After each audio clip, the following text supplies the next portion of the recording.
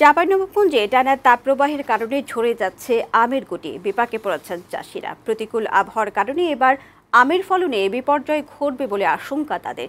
কৃষি গবেষকরা বলছেন, খরার সময় আমের গুটি রক্ষায় গাছের বাড়তি পরিচর্যা জরুরি। চাঁপাইনবাবগঞ্জ সংবাদদাতা আব্দুল ওহাবের পাঠানো প্রতিবেদন জানাচ্ছেন সুমাইয়া হক।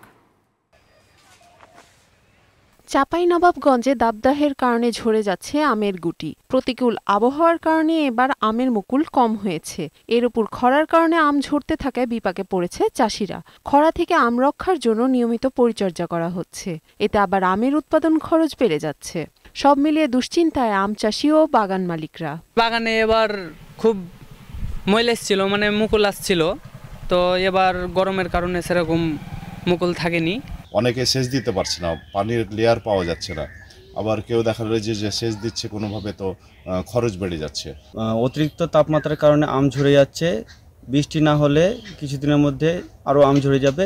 গবেষকরা বলছেন, খরার মতন প্রাকৃতিক দুর্যোগের সময় চাষিদের খুবই সতর্কতার সঙ্গে গাছের পরিচর্যা করতে হবে। গোড়ায় নিয়মিত সেচ দিতে হবে, ব্যবহার করতে হবে ছত্রাকনাশক স্প্রে।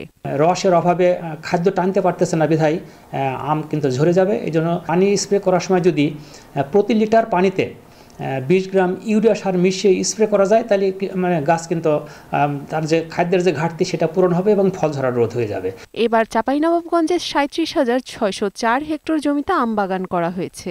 উৎপাদনের লক্ষ্য নির্ধারণ করা হয়েছে প্রায় 4.5 লাখ মেট্রিক টন আম। ডেস্ক রিপোর্ট, বৈশাখী সংবাদ।